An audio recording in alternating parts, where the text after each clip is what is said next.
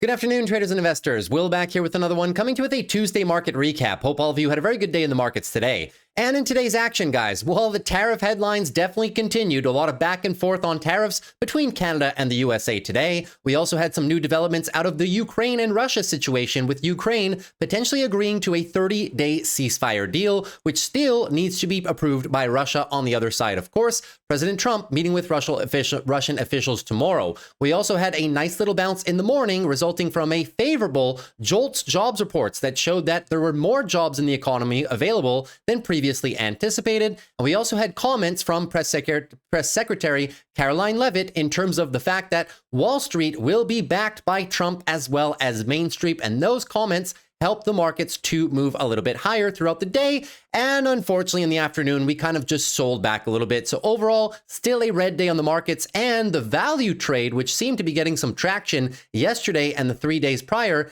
getting a little bit unwound today as most of the gains were had in big tech. So in today's video, guys, we have a lot of things to recap together. We will, number one, be going over those comments by the Trump administration today, what happened in the new tariff development situation, also briefly go over that news from Ukraine, which the markets seemed to really like in the early stages of the afternoon. And thereafter, guys, get into our normal price action rundown of our major technical analysis on our major market indexes, followed by our analysis on some of the favorite big tech names in the game right now. And lastly, we will conclude with a quick glimpse into several other companies which could potentially still be some very decent buys at current times in daily oversold conditions. Very high quality companies, guys. There is not a lack of bargains in the market right now, but as I've been saying, we need to pace ourselves. Everybody knows that the declines may not be over just yet, but in the event that we somehow get a reversal and all these tariff headlines go away, at least we want to walk away telling ourselves that we were able to buy oversold conditions and extreme fear conditions. Even if those buys are relatively small, we still have to train ourselves to buy these types of markets, even if there can be more pain oncoming, guys. Very important to always dollar cost average, because nobody truly knows when the exact bottom of this move is going to completely end.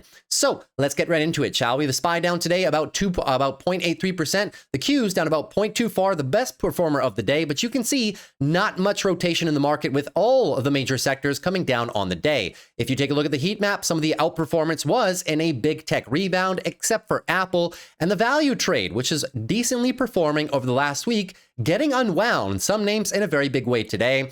Taking a look at the one-day group screener, you can see that on a one-day relative, only basic materials and consumer cyclical making out of the day alive. To the downside, a lot of interest rate sensitive sectors as well. The TLT continues to pull back. I thought that if the fear of a recession was imminent, that bonds would be flying right now. They are not, and we touched upon that in yesterday's video as well. That is the smoking gun that tells you that big money is still unsure whether or not to believe that the recession is possibly coming for the US economy. Keep in mind, all of these downsides that we've been seeing the last 2-3 weeks have largely been dependent on the news from tariffs. So, suffice to say, if the tariffs were to miraculously disappear, if Trump were to remove the tariffs, is the fear of a recession still on the table? Well, the bond market doesn't think so right now, which is why you're not seeing a fear bid, which is why the interest rate sensitive sectors can react sometimes off of news headlines, but are not getting that consistent huge market rally that a lot of people think that they should be getting.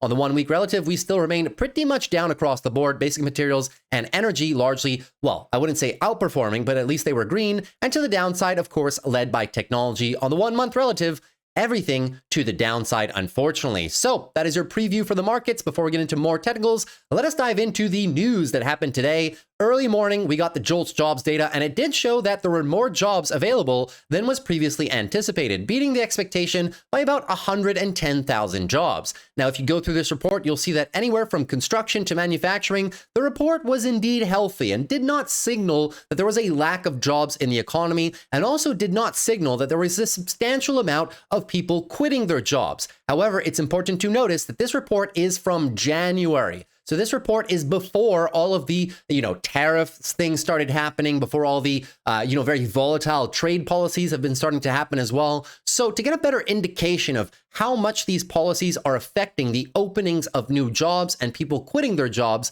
unfortunately, we will have to wait one extra month for the JOLTS jobs openings report in the month of February, right? For the month of February, rather. In terms of on the tomorrow session, huge day, guys. CPI is on the print tomorrow morning, fresh off the press at 8:30 a.m. Then we get a few Fed speakers there as well. And then PPI on the Thursday session. Thereafter, you get another Michigan Consumer Sentiment Index on Friday. I don't think it's going to be very good, but the biggest market movers for this week is definitely going to be tomorrow's CPI and the Thursday session as well. The consensus for CPI is to come in less hot than the last month, which could potentially break a 4 to 5 month upswing in the most recent inflation reads that we've been getting. There's a lot riding on tomorrow's expectation, and you can see the markets are pricing in a very big move. The expected move for the QQQs is 1.65% in either direction. You can add probably 0.5% to that, depending on any comments that continue pouring out of the Trump administration. As we know now, those come out on a daily basis and could swing the market quite violently either way. As we saw today on the SPY was initially up on the morning. Then we got some tariff news, which we'll briefly dive into shortly. The markets unraveled. Then when we got the removal of those tariffs intraday, yes, intraday after a tariff hike, they were removed intraday after Canada backed down from their plans of tariffing energy a little bit more. Then we had the Ukraine news as well, and then the markets rallied. It doesn't look like much of a rally, guys, but bottom to top, that's a huge 2% move. It doesn't look like much when you look on the daily because these candles are so big, but just goes to show how volatile the markets can be intraday. In the last hour of trade, you might think this is not a very big retracement, but look at this, top to bottom pretty much, 1.25% to say the least on the SPY, and even more on the QQQ. So the volatility should be front and center. Let's move into those comments, shall we? So the Dow drops another 450 points, and the S&P posts back-to-back losses over the Trump tariff uncertainty. Let's move into it. The S&P 500 was in the green at one point during the trading session. This was after the JOLTS jobs report. The market took that report, guys, in strides. I was live streaming at the time. We saw it came out pretty much fresh off the press at 10 a.m. The unfortunate part is literally at the exact same time we got some news from the Trump administration that new tariffs were being placed on Canada. And literally immediately after the jobs report, the same time the markets unraveled because of tariffs, which goes to show you the tariff narrative right now and the narratives that are in the market right now in terms of the fear and overall uncertainty. I can even undo some somewhat favorable economic data because this market is now driven on expectancy of future data being bad, not so much of past data being good. So that's what happened this morning. Now, Trump declared on Truth Social that Canadian steel and aluminum duties would double to 50% from 25% effective Wednesday. The president made the move in response to Ontario Premier Doug Ford's surcharge on electricity exported to the U.S. Later in the day, after negotiations, Ford said he was temporarily suspending the 25% surcharge after talking with Commerce Secretary Howard Lutnick. So these tariff developments, guys, are on an ongoing basis. Doug Ford made that decision last night, and just today, he was able to remove them, and then subsequently, Trump also backed down. Top Trump advisor Peter Navarro said on CNBC on Tuesday afternoon that Trump would not hike the tariffs on Canadian steel and aluminum to 50%. So very, very, very volatile tariff action on a daily basis at this point. At this point, I'm still in the camp. This is what one analyst had to say, Ross Mayfield. At this point, I'm still in the camp that we're not on the doorstep of a recession, but maybe a slowdown or growth scare. Non-recession sell-offs tend to be shorter and milder than the recessionary ones.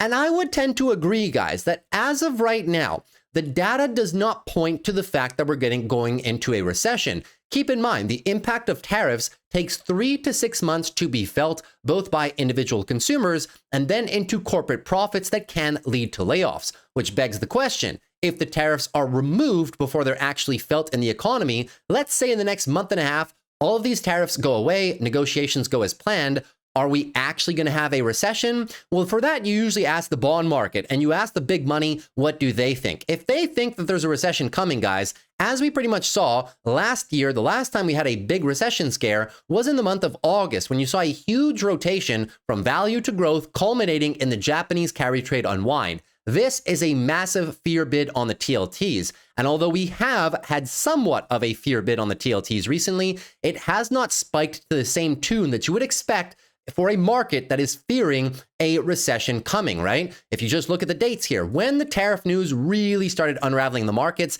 Friday, the 21st of February was the first big drop. If you combine that with TLT, here is Friday, the 21st of February. Now, we have had a little bit of a pop since that time, but nowhere close to offset the declines that we've seen in SPY, QQQ, and individual growth names alike. As a matter of fact, the move has been quite muted. If you were to take the top of that day from February 21st to where we are now, the TLT is only up 0.95%.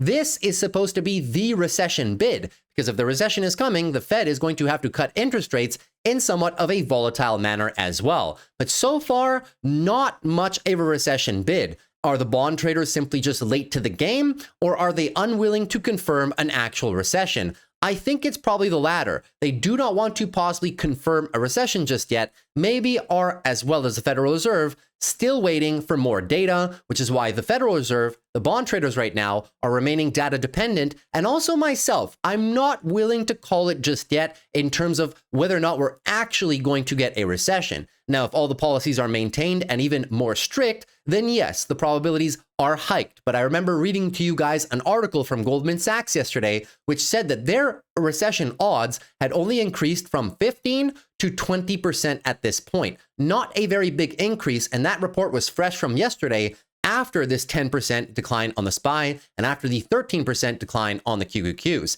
Moving into the Russia news now, US resumes military aid and intelligence sharing as Ukraine says it is open to a 30-day ceasefire. This news came fresh off the press pretty much in the late stages of the afternoon, around 1:32 p.m. Eastern at this point. Suffice to say, they're willing to bring talks to the table again, especially after the disastrous encounter between Vice President J.D. Vance, President Donald Trump, and President Zelensky of Ukraine, of course, 2 Fridays ago at this point in time. Now, President Zelensky said he will be revisiting the White House at some time over the current month. He has been re-invited to the White House, and now peace negotiations are underway. The big thing, though, is that tomorrow, the Trump administration is meeting with Russian officials to get their take on whether Russia is also willing to go through with the 30-day ceasefire and resume negotiations about a final peace discussion. So far, only a one-sided peace deal or ceasefire proposal by Ukraine, which they've agreed to. Now Russia needs to come to the table over the next few days and agree to it as well. Trump said he hoped that an agreement could be solidified over the next few days. I know we have a big meeting with Russia tomorrow, and some great conversations hopefully will ensue. And that is the key word, guys. Hopefully. So still more developments to come on that, but those were the two biggest pieces of news throughout the day: the tariffs and the response and subsequent taking off of those tariffs intraday. And then we had news from Russia and Ukraine as well. So once again, a very volatile, news-driven and politically driven market today, which is why you saw such big whipsaw news across, or whipsaw moves rather, across the indexes. So all that being said, that's your introduction for the video. Now let's get into the juicy stuff in terms of the technical analysis. Well, we know that the bears are still in full short-term control of this daily downtrend. We also know that SPY has are now into daily oversold conditions, guys. The last time they've hit this much daily oversold was Japanese carry trade unwind, inflation scares back in April, but truly under the 30 mark, you would have to go all the way back here to October of 2023 when we had similar growth scares and similar resurgence of inflation fears. Not because of any government policies, but just because inflation was still somewhat sticky there around the 4% mark. It's since traded down towards the 3% mark, but still remains a little bit sticky, which is why these tariff headlines kind of exacerbate the resurgence of inflation narrative. Now, that being said, it is always a great time to be buying oversold conditions. I'm not saying to bet the absolute farm on this recovery, but can we possibly see a little bit of a recovery rally out of horizontal support, which currently sits 565 down to about 553, out of prior resistance, which is now support, maybe coming back to the 200 EMA or slightly above, testing the resistance 577 up to 584? Yes, but we would still just be looking for a possible lower high. Then it's up to the bulls to prove it to us. Can we get the daily uptrend back?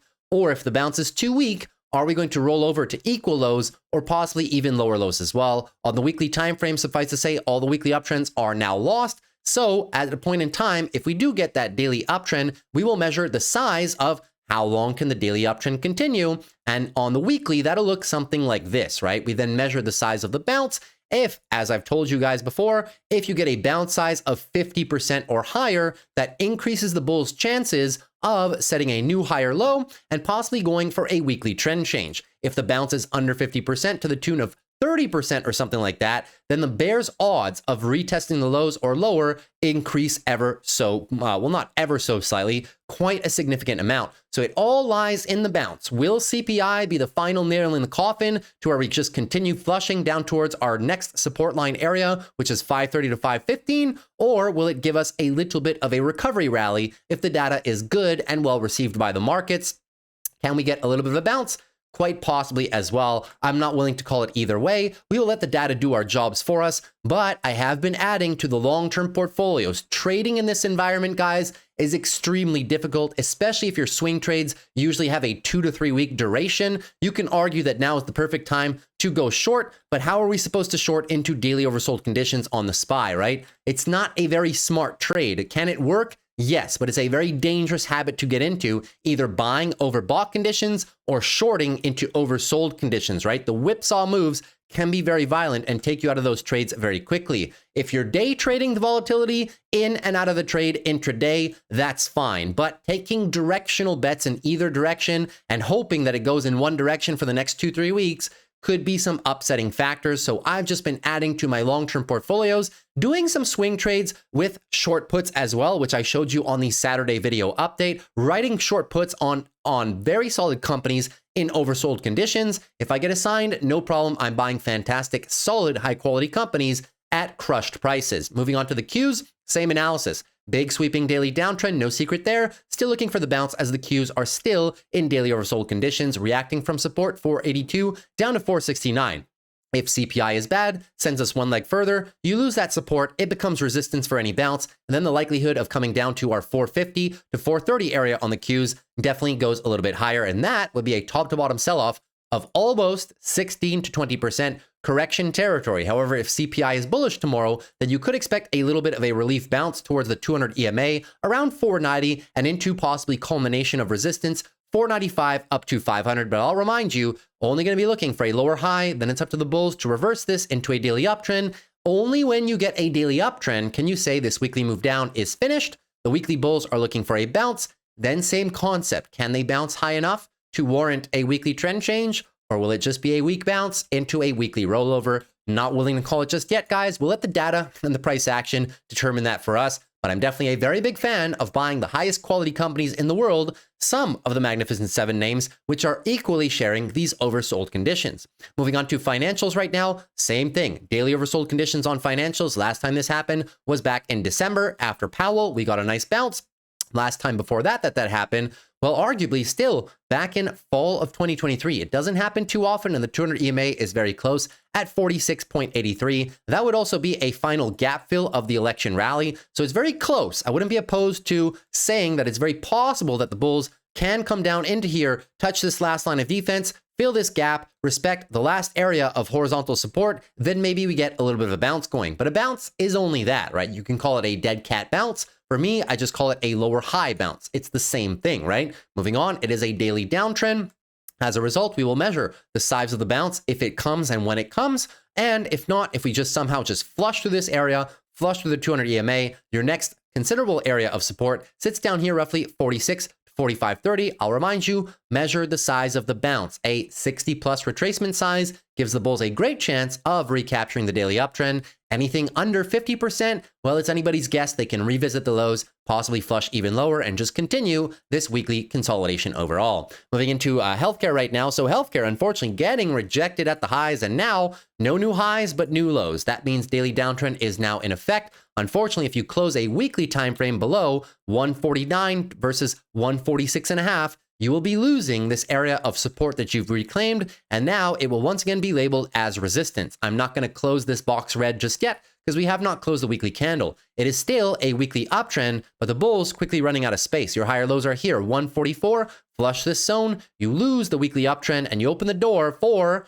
lower high into lower low, weekly downtrend, and simply going more into monthly consolidation. And this would indeed at that point be looking oddly, well, not oddly, but eerily like a head and shoulders. If that pattern does fall through, we're coming right back into 3 years worth of support, which is once again 140 down to 128. So we'll tackle that if it comes to us. But some of my favorite names I'm looking at in healthcare right now is about UNH. UNH in this zone, 487 to 453. Building a position down here, not the worst company in the world, actually one of the strongest companies in all of healthcare, pays almost a 2% dividend as well. And the other one I've been looking at is Thermo Fisher Scientific. Even through 2022 market sell-off, guys, they did not breach this area. 522 down to 479. Not a bad area to be building a somewhat of a swing trade. The stop loss would have to go below it at around 475, and the upside target remains at around 600, 610.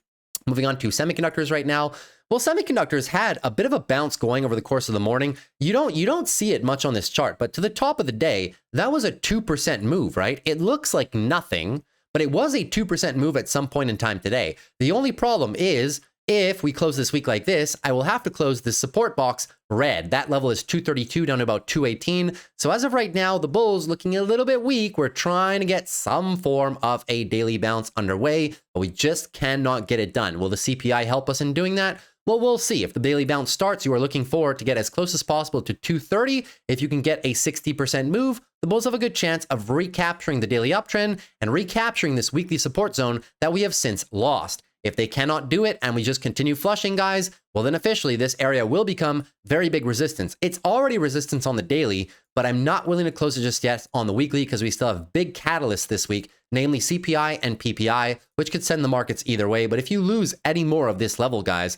suffice to say, you're probably going back and retesting the $200 level, which was tested in the sell-off of the Japanese flash crash or Black Monday, depending how you want to call it, and back in April when we had similar fear, concerns over the direction of inflation overall. So semiconductors, depending on which companies, guys, semiconductors have not been doing too good. You can see from this list right here, Broadcom and NVIDIA were green today, and Micron was green as well, but everything else really did wonders in pulling that entire index down. Even NVIDIA and Broadcom's weight was not enough to keep it up. Moving on to the Russell right now. So the Russell down to about $200. So not the best day for the Russell. But then again, when you have a growth scare in the markets, the last place you want to be invested, quite frankly, is the Russell, right? Big sweeping daily downtrend, oversold conditions on the daily, 25 on the RSI, coming into our final destination of support, which is 200 down to about 192. Now the bulls can find some areas of support here, but it is a big weekly downtrend. Any move higher,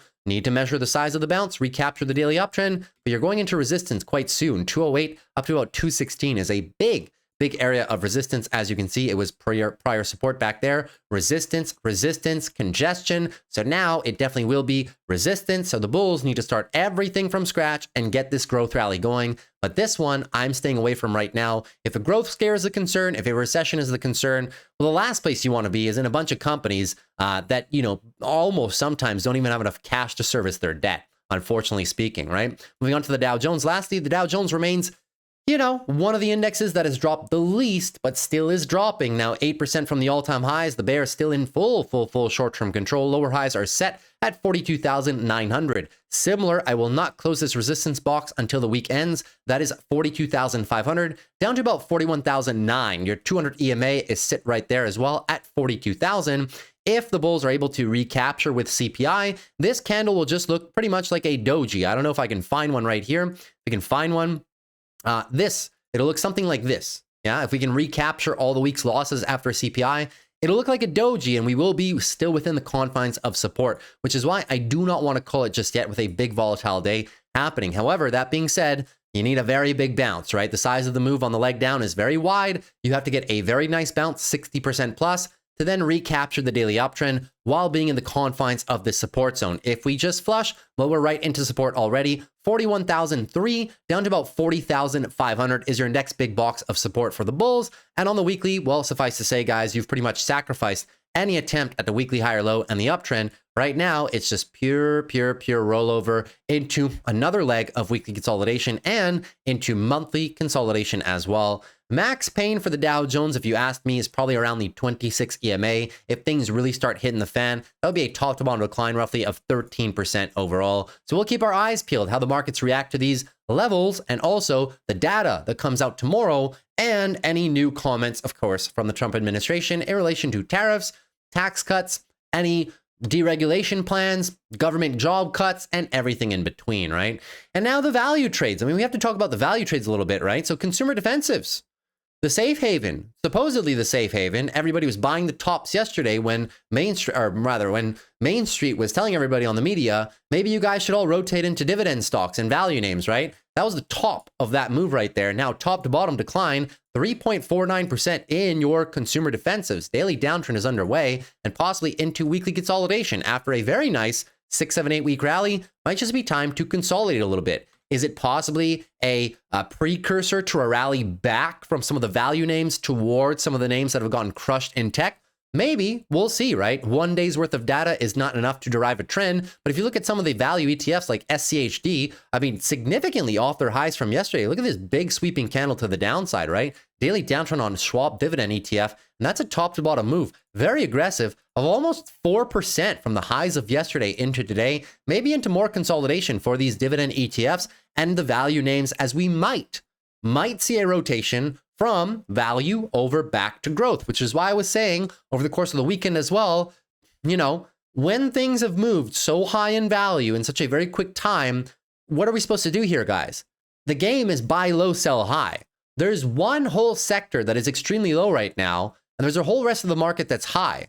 What do you want to do? Do you want to buy low or do you want to buy high? It's up to you, right? I did provide some value names that were at relative low levels that haven't ran yet. So if we are going to buy a sector that's ran, at least we want to do it on some names that have not ran with the pack when the pack was running.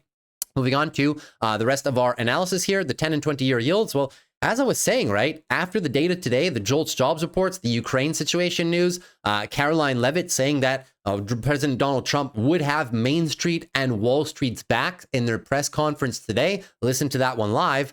Well, the yields are just staying put. The 20-year yield and the 10-year yield as well, looking like maybe they want to rally. And if CPI comes in fairly bullish tomorrow, I wouldn't be surprised if these yields rally and bonds just do nothing and continue to come down, right? Until we actually get heavily recessionary data, it's not going to push the Fed to move to have the rate cuts, right? I was telling you guys yesterday that the markets are currently pricing in about 3 rate cuts for the year, anywhere between 3 and 4 because of the fear as of right now. But it's funny, even though the markets are pricing in 3 to possibly 4 rate cuts, well, you're not seeing that response in the bonds. Maybe it's a delayed response. Maybe some can argue that there's too many bond vigilantes trying to short the bonds and long the yields. Very complex trade, but one thing is definitely for sure, yields are just not flushing just yet. You need the lower highs to set the weekly downtrends in motion. Give me a nice head and shoulders like this, and then we can talk, and that would be a break, really a break below the 450 level. Get me the 20-year yields below the 450, and then I think you see more cascading effects to the downside on yields and more cascading effects to the upside on bonds. I still do think, regardless, guys, if your outlook is, well, a decent economy with rate cuts, or a recessionary economy and significant rate cuts, I think TLT is a win-win situation, at least for the next 1 to 2 years. So if you want to go with shares, call options, I mean, I was looking today at the January 2027 contracts in the money, but you got to put a lot of time on these guys. It's a very complex trade. And as you've seen, you know, you might think this trade is easy, but it's taken people for an absolute ride over the last 4 or 5 months. So if you've had contracts since October, November, you've now burned like 4 or 5 months without it doing anything, which is why I say any call options, you have to have a ton of time on these bonds, but a decent trade nevertheless. Now, moving on to gold. Gold did rally a little bit today, but even gold, guys, I know a lot of people have been talking on social media and whatnot that gold is a great anti-recession trade. Well, let's look into the data a bit, shall we? I mean, we can just look at the chart. Anytime there's an economic contraction or contraction in corporate America, you could take the last one in March of 2022. All of 22, did gold go up? No, gold was down 20%, 20.5% from the highs. During the correction during COVID, gold's supposed to be a safe haven trade, right? Well, it rallied initially from the bottoms as everything did, but then kind of tapered off its gains while the rest of equities were rallying. Gold kind of just tapered off and did nothing. If you want to look at the last actual recession, well, you'd have to go all the way back to 2008, of course, so the great financial crisis. Leading into it, did gold rally?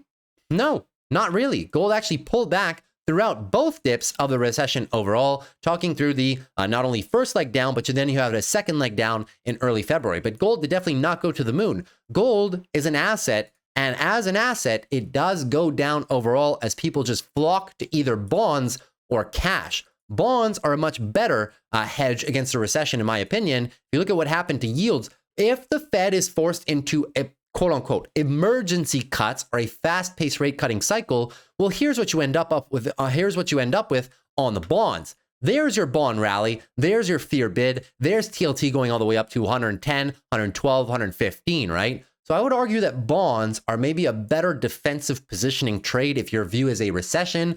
Bonds and cash is going to be the best combination for that. Matter of fact, Warren Buffett has his 30% cash pile parked in bonds right now, no gold. Moving on to Bitcoin right now. So crypto, a bit of a mixed bag today. I say mixed bag because some names were up. Well, a lot of names were up, as a matter of fact. Some names were down. We just got a brand new day we're about to get a brand new day as well. So not too bad, right? On the Tuesday session, coming in with about a 6% rally on Bitcoin. I know the candle looks small, but that being said, who's still in control, right? The daily bears are still in control, possibly looking for a lower high. 200-day EMA is poised at about $86,000. And just above that, you have big resistance, right? 88 to about 92,000. That'll be a very nice engulfing move if they can get it done. But they still need to reset the daily uptrend, right? A bounce is only a bounce until you get the trend back. That being said, sweeping weekly downtrend as well.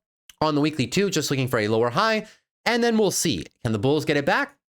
Or will macro uncertainty and policy potentially send us a little bit lower into our $73,000 to $67,000 mark? Now, I did buy a little bit of Bitcoin over the weekend at 83,000, but very, very, very small. I'll be looking to build further positions if we drop down to this level, if we drop down to this level as well, and even if we drop down to 50K, because my time horizon on Bitcoin is the next 3 to 5 years, not looking for any short-term swing trades. I think the market's too volatile for that. And will the rest of altcoins recover? Possibly, but only if Bitcoin starts setting some new all-time highs first, because we know how it works. It's the trickle-down effect in crypto. Bitcoin needs to prove to everybody that the bull market is still here, and then it's looking to expand. Only then will people start pouring money into everything under it. That includes Ethereum, it includes Solana, and everything in between. Moving on to our big tech names now, shall we? So Apple continues its decline right now, 2.92% to the downside. Not been favorable to Apple recently. They were holding up better than most tech companies out there, but now even them just cannot hold it up, right? Into support, 225 down to 215. What happened on Apple today? Well, it was this headline right here. Apple Watch sales dropped 19%. Is AI the key to a 2025 comeback? Yesterday, the reason they were down 5, almost 6%, was because iPhone shipment sales were only expected to grow by 2% for the year versus the consensus of 5%. Now, was it everybody? Well, global smartwatch shipments fell 7% in 2024 overall for the market. How are people doing this year? Well, Samsung grew smartwatch sales by 3% thanks to strong demand for Galaxy Watch 7, Ultra, and FE series. Meanwhile, China became the top global market, with Huawei sales up 35%, iMu up 22%, and Xiaomi soaring 135% overall. Now, these players do not have as many watches on the market, so these growth rates are from small numbers to somewhat medium numbers, not close to the amount of sales that Apple is getting, but these headlines are definitely not being favorable to the company at all, especially when the company right now is operating at a very, very high multiple of 3.17 peg. I mean, it's down a little bit from then, 10%, but they're still around a 3 peg, 2.8, right? Only growing revenue 5% per year. Yes, they have tremendous free cash flow. Yes, they have a tremendous service business, but is it enough to keep Apple up at that valuation? They're only down about 14.5% when the entire tech sector, for the most part, a lot of these big tech names are down 20+%. I don't know, but one thing's for sure, I will not be buying Apple here. My sweet spot buy for Apple remains at $200, where I think the valuation is a little bit more manageable. And even if it comes down here, it'll be somewhat of a nibble for me. Weekly, not yet in a weekly downtrend. We have not closed a weekly candle below the lows of 220. We will see if that happens. But the bulls have a lot of work to do, guys. First, not daily oversold. Need to watch for the size of the bounce. And only if we can recapture the daily uptrend can we say the weekly lows are set. And then you look for possible weekly expansion. But is Apple going to be able to go for weekly expansion when a lot of their lines of business are not doing so well and their valuation is high? Well, I don't really think so, guys. I think we just might be more in for more sideways consolidation for this fantastic company as it grows into its valuation, kind of like Microsoft. Been valuation concerns, and I mean, Microsoft's growing a lot faster than Apple right now, but when a company comes into an area where valuation starts to get a little bit high, sometimes it goes into an extended consolidation phase, and I would not be surprised since we've been consolidating since July. Sure, we've had pops over and above, so has Microsoft, right? but have we broken out and set a new trend? No, and I think that might be likely to continue. So no trades for me on Apple and no long-term portfolio buys either. Now AMD, unfortunately, guys, well, advanced money destroyer was green today, actually. It was red the last time I checked, so sorry about that. Sorry, it was green today, guys. My apologies, right? Green day, red candle. The red candle shook me out a little bit there on the daily chart, right? So moving on further, advanced money destroyer to the downside, almost flushing the lows. Daily downtrend is underway, but what's good, if we get a nice bounce tomorrow, the lower highs are at 102.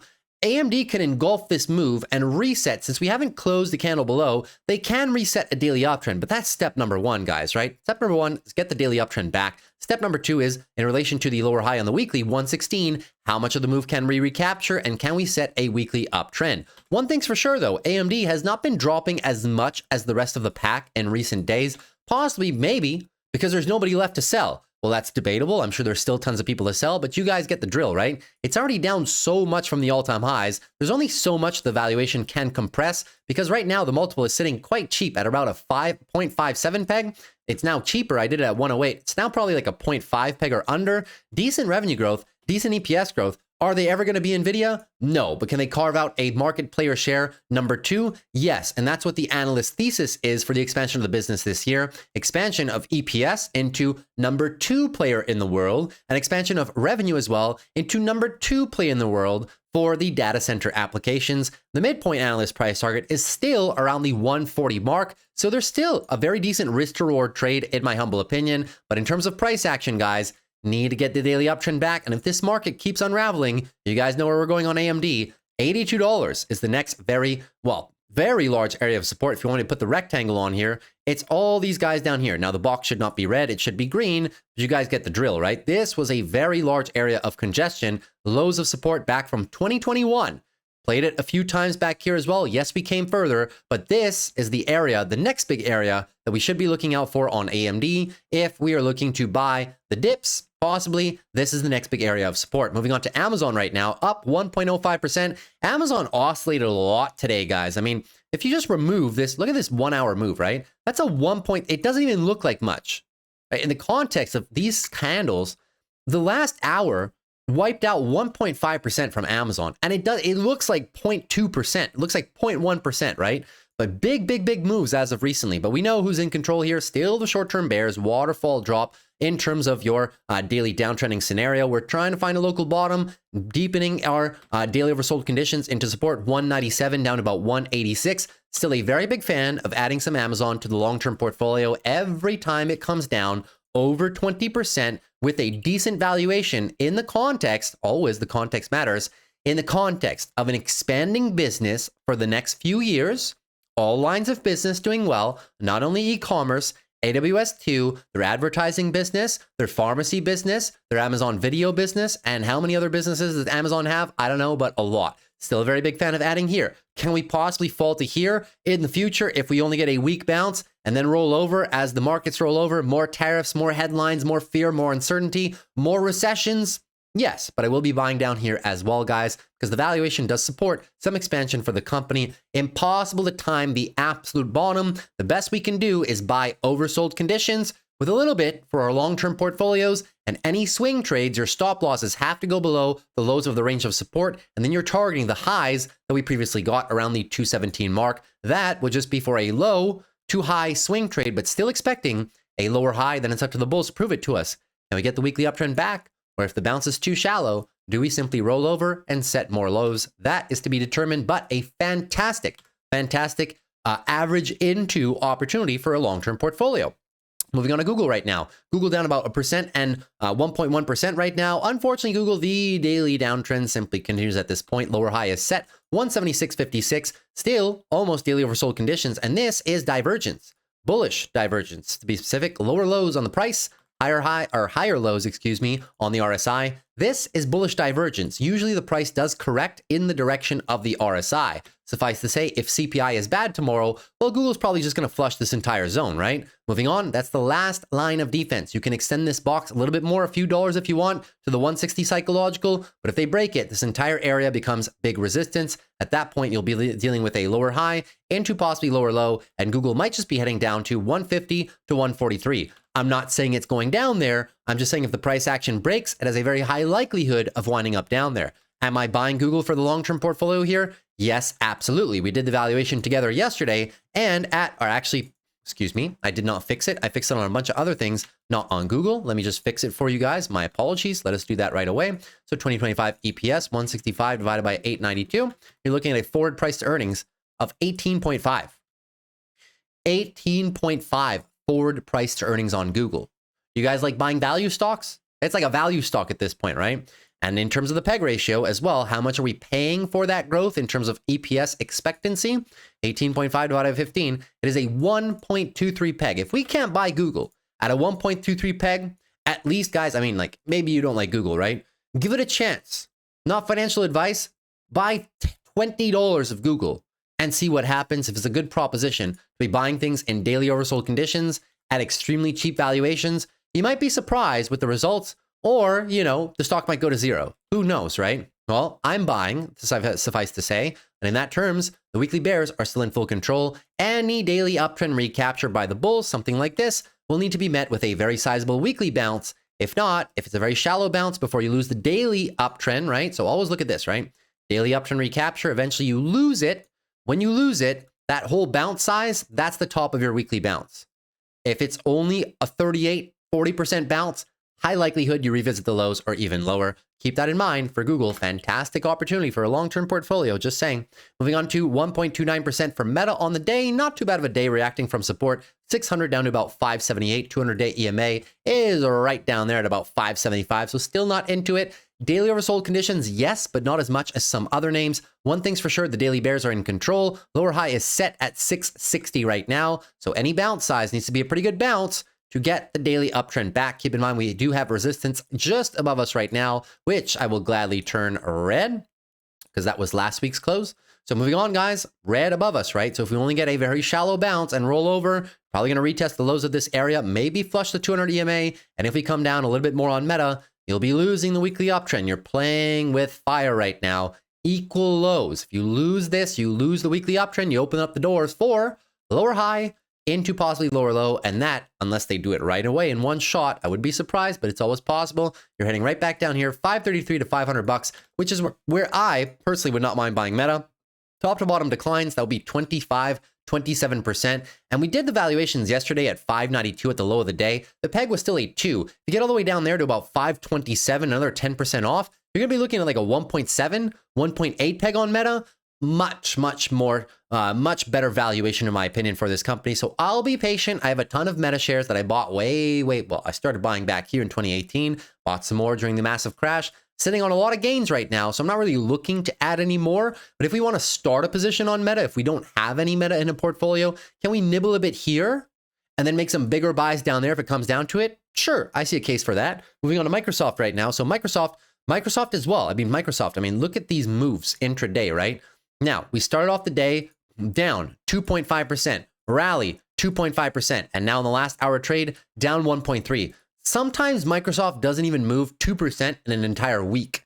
Now it's moving like 5% total swings intraday. Very volatile price action. That being said, the short-term bears are in control as they are for the rest of all of these charts pretty much, right? Daily downtrend is set. Higher lows are right here, 401.17. So we are reacting from support down here, 378 to 365, which is all these guys from back here. Now, the valuation of Microsoft at 380 is quite agreeable. It's a 1.99 PEG. But this is not like Meta, right? It has the same valuation. Microsoft trades relatively rich all the time, usually always trades in or around a 30 price to earnings. Forward price to earnings is about a 29 right now. It's not cheap compared to the SPY, but it usually always trades between a 27 and a 40. So you're getting the lower end of that range right now. Why? Well, because Microsoft has one of the best balance sheets in the entire market right now. Look at this balance sheet. Look at this free cash flow versus the debt and the amount of cash they still have on the balance sheet. Look at how consistent this EPS growth profile is for the next 4 years, and the revenue profile is for the next 4 years as well. Almost every single company had EPS drops in 2022 during the bear market, the last bear market. Microsoft did not. So I do believe that this is one of the best companies to possibly be going shopping for. And even if your motive is to be more defensive and you're looking for tech defensive, I think this one has the best ability to conserve its moat over time. That being said, weekly downtrend is underway. The bulls need to reset the daily uptrend, and we do have overhead resistance. So keep that in mind. I will be still a firm believer in taking some swing trade longs on Microsoft as we're kind of in oversold conditions. Stop loss would go below 365, and we're targeting expansion back to around 410, roughly a 2-to-1 trade and a fantastic long-term portfolio buy. Moving on to Netflix right now. Netflix up about 3.28%. Not the worst day for Netflix overall, but still a lot of road to recovery to be had, right? Daily downtrend is clear as day for the bears right now. Overhead resistance 935 to 896. If CPI is bad tomorrow, that will be your lower high, and we're going lower. Culmination of a level 828 all the way down to the 200-day EMA, which is roughly at 800. If CPI is good and we can reclaim this area, that's step number one, but you still need to set a new daily uptrend to confirm this weekly move down is finished, and the bulls might have a shot at getting a bit closer back to the all-time highs. I'm not personally adding any Netflix right now. I think the monthly time frame paints the best picture. I want Netflix to add around 800 if I want to either start a position or add to any positions. I mean, for me, for an ad, my cost basis is so good, I would have to go to the 3-month time frame and get all the way down here, like 700, 600. I'm not saying it's going to do it. I'm just saying, where would I have to add? But if we had a starting position on Netflix, adding a little bit as it drops through the levels, through these market corrections, not a bad buying proposition, right? If we're buying it while it's being dropped. Now, moving on to NVIDIA. NVIDIA up 1.66%. Not the best day for NVIDIA, but then again, look at the size of these swings. NVIDIA was up 5% at one time today and just oscillating wildly throughout the day as we went through those tariff headlines. Daily downtrend is still clear as day on NVIDIA right now. This, unfortunately, guys, is literally one sweeping leg down. No new highs. So we can't say there's a lower high somewhere here. There's just none. It's just clear lower highs every single day. So this is lower high 135. If we get a bounce out of this support zone right here, 111 down to about 102, then we need to measure the size of the bounce. I would like to see us get up at least to the 200-day EMA, which is 121, at best up to 125, which is overhead resistance. It's this whole region right there. Weekly downtrend is clearly underway at this time. Monthly consolidation is clearly underway at this time. Still with a lot of room, not a bad time to be adding a little bit of NVIDIA, but look at the monthly MACD, yeah? Nasty monthly MACD cross. Would not be surprised if NVIDIA stays muted for a while. However, decent time for a possible swing trade. Stop loss would go below the lows of psychological 100. So you're looking at about an $8 stop loss, yeah? And the expansion is to the mid 120s. So roughly a 1.5, arguably 1.7 to 1 trade. Not the best risk to reward profile if your stop loss is all the way down there, but decent for a little bit of a swing trade. For a long-term portfolio, I mean, NVIDIA right now, guys, is trading literally at a peg, one of the cheapest valuations that we've seen NVIDIA in the last few years. It's trading at a 1.1 peg, arguably now off the highs from yesterday when we did this, right? Or the highs of a few days ago. It's like very close to a 1 peg right now, which is pretty decent. Moving on to Tesla. So Tesla getting a nice little headline from President Trump today when he was giving a conference in front of the White House. Well, I mean, maybe you saw, right? Trump, Tesla, 3. Maybe you saw this picture today. President Trump poses with his new Tesla. So he said that he would be buying a Tesla today, which he did, and it was delivered right to the White House by Elon Musk. That was the news of the day. And he also said that he thinks that he says that he may label people that vandalize Teslas as domestic terrorists. Now, that's not official yet. That's just what he was saying. We don't know if that's just Trump talking or whether or not he's actually going to sign an executive order for something like that or actually declare them terrorists, because we know there's been a lot of vandalism on Teslas recently. So trying to do a little bit of damage control for Elon Musk on that front. That was the biggest news of the day in terms of the Tesla headlines, up another 1.5% in the after hours. But you know, you're going to have to get more than that, right? Daily downtrend is clear as day right now. Into support, though, 220 down to roughly 190 is the next area of support. Deeply oversold, coming out of deeply oversold. We need to see a very big bounce on Tesla right now. Overhead resistance, 260 to 300. I know it's a wide range, but Tesla does swing in a very wide fashion. Need to see a 50, 60% engulfing move. Then we can talk about the bull's ability to get the daily uptrend back. Then we can talk about how much of this massive weekly leg down can we possibly get. You need to see like a 50% retracement size, at least get back up to like 340, 350 to have a chance at using this resistance as newfound support and giving the bulls a chance, right? In my opinion, with the way Tesla sales have been going, not talking about brand perception or anything, but just pure sales volume for Tesla has not been good. Now, you can argue it's not been good for the entire auto industry, and this is true. But more specifically now for Tesla, sales declines in Europe, sales declines in Asia, sales declines in North America. You can't ignore that when a stock is currently trading. We could cut this valuation in two because now it's at 200. It's still a three peg. It's still a three peg on declining sales, right? So we'll see if Tesla has it in them to find a bottoming out area in this zone right there. No trade for me right now. And moving on to Palantir up about 2.59 or 2.19%, a little bit more in the after hours. Palantir still in consolidation mode, right? Daily downtrend is clear as day. Going for a leg lower. If we do break lower, we're going right down to 72.50, down to about $65, which is kind of the last line of defense for the Palantir bulls before you break down into the 200-day EMA, which is around $60, right? Palantir's been pulling down a lot with the rest of a lot of the high-flying growth names. We went through a ton of them yesterday, right? Talking about Reddit. Reddit is down substantially. AppLovin's down substantially. Axon's down substantially. Hims is down substantially as well. You can go through the entire list, right? A lot. Robinhood is down substantially at this point. MSTR is down substantially. That's because of Bitcoin too, but this is another one of the hype plays, right? And so many more that I'm not naming right now. SoundHound, I just off the top of my head, right? So many of these plays have been unwound, and Palantir has unfortunately bit the bullet in terms of that as well. So we'll see if the bulls can recover. But one thing you need to see first, if you want to claim this weekly consolidation is finished, well, you need to give me a daily uptrend first. Only then can I say, okay, daily uptrend is nice. We'll see how much of the weekly the bulls can get back, because it's still on paper a weekly uptrend. It is still a weekly uptrend, but can we pure V-shaped recovery in the context of all the uncertainty in the markets right now? Debatable. The best chance the bulls have is maybe somewhat of a tightening range of accumulation above this level right here. We'll see what's in store for Palantir. No trade for me as well. I would be a fan of buying Palantir. Don't shoot me. I'm a shareholder. I still have 500 shares. I had 1,800 shares. I sold on the way up a lot. My last sales at the 105, 106 area. I still have 500 shares with a cost basis of 1180. So don't shoot me. I'm with you guys, but even me, I'd only be willing to buy more shares below 60, pretty much. Don't shoot me. Moving on to SOFI. SOFI up about 0.72%. Not the worst performance on SOFI on the day, but still a little bit soft, right? So that being said, daily downtrend is still largely in motion right now, trying to find a base of support. 1150 down to 950 is the $2 range right there. This $2 range is pretty much the IPO price and a little bit of our rejection areas from before, and also a lot of the longer term moving averages that are sitting right there, such as the 200 weekly. That being said, is a weekly downtrend sweeping to the bottom, and still no sign of daily reversals just yet. Daily oversold conditions, yes, but we need to eventually see a nice bounce by the bulls, depending on the size of the bounce, 50, 60% plus. Okay, we can talk about a daily uptrend recapture. If not, well, the weekly bounce is going to look really soft. Might just open the doors for a low, equal low, or a breakdown and lower low into the bottom end of our support range. I'm not saying it's going there. We have to follow the price action first. That being said, I do have one open contract at $11 short put for more SOFI expiring next Friday. I had it for this Friday. I rolled it to next Friday with crazy premium that I got today.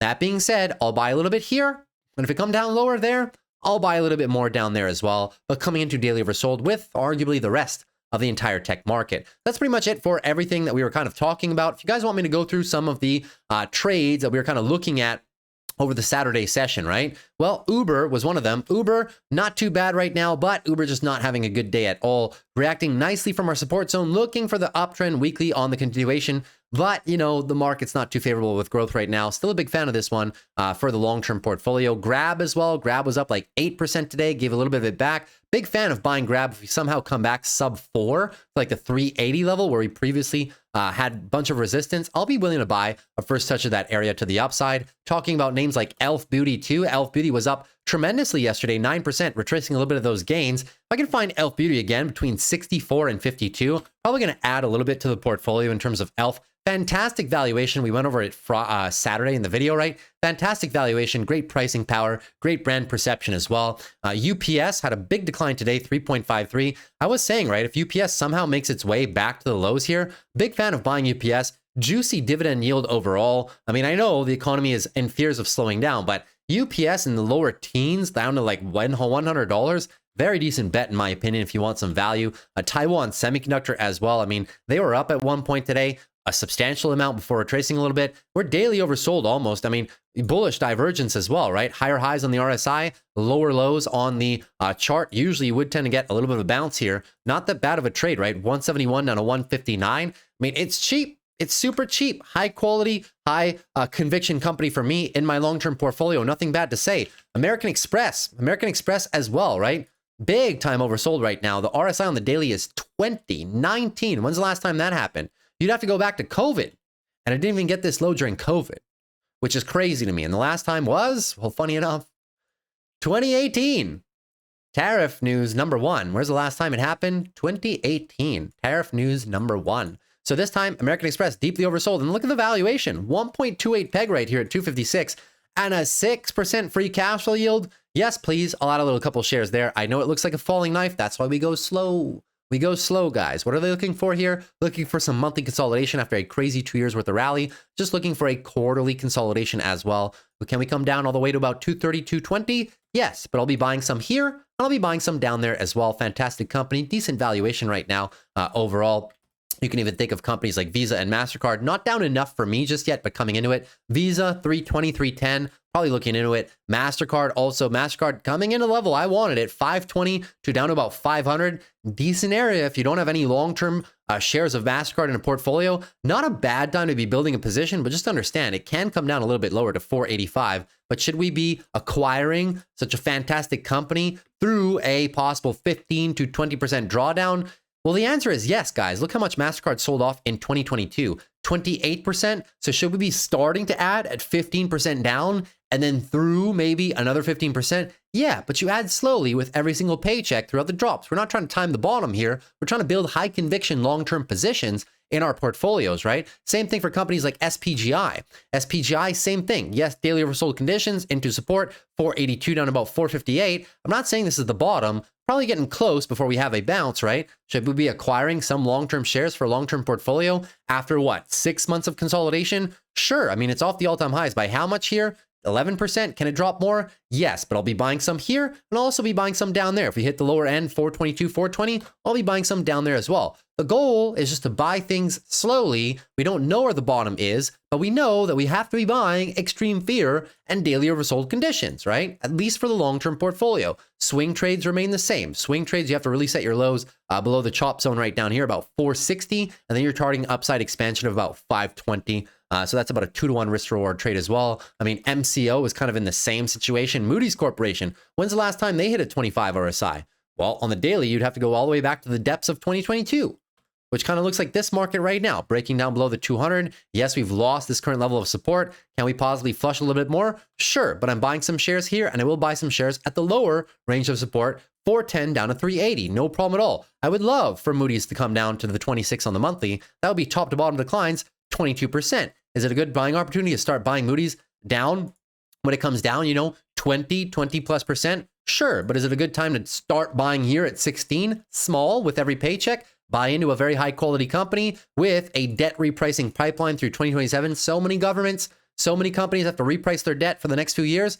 Sure, guys, absolutely, right? Those are just a few names that we're kind of been going over recently. You could talk about the REITs. I mean, the REITs had tremendous rallies, but look, the REITs are pulling down. I was telling you guys, be careful buying the REITs up here. You want to buy the pullbacks. Now we're getting the pullbacks. O Realty Corporation, 54 to 52. Vici, looking at Vici, I'll buy 31 to 30 bucks, but I won't buy the top of a value rally right there. It's just not worth my time, right? There's just two of the names that you might be looking at here. CrowdStrike having a very nice pop today. CrowdStrike, big fan of buying it down here, 294, 270. Long-term, next 2, 3, 5 years type of thing. Swing trades in this market, guys, extremely brutal until we find a local bottom to base some more trade levels off of. Now we're just adding to long-term portfolios, very high quality, good growth companies, leaders of their industries. That's what I'm looking for right now. And even a company like Brookfield, right? What did Brookfield do? They're down daily oversold conditions, 26. When's the last time Brookfield was this oversold? Well, March of 2023, during the banking crisis, which affected them directly, them being in the financial space, 49 out of 45.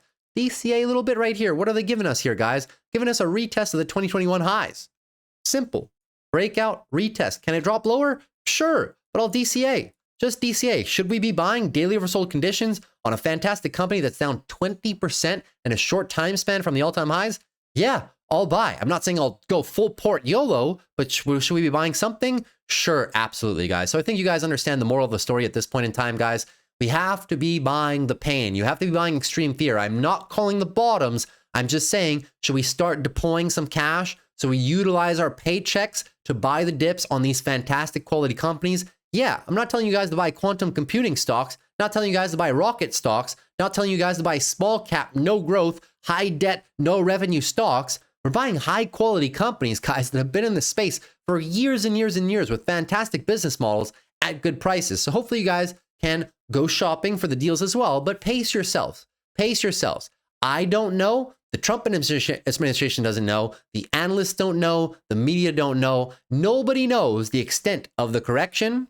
Nobody knows whether the tariffs will be kept on, taken off. Nobody knows how many jobs will be lost or created. The one thing we can do, guys, is understand that the market goes through these narratives all the time. We should be buying the fear and oversold levels on some of these companies. If they come down more in the future, no problem, we will buy more. Can the correction last only the next 30 days? Sure. Can it go up and down for the next 6, 9, 12 months? Sure, absolutely. But I'll be here every step of the way, giving you guys my honest opinions, giving you guys my guidance, and which stocks I am buying with my income that we should be using to deploy into assets regardless.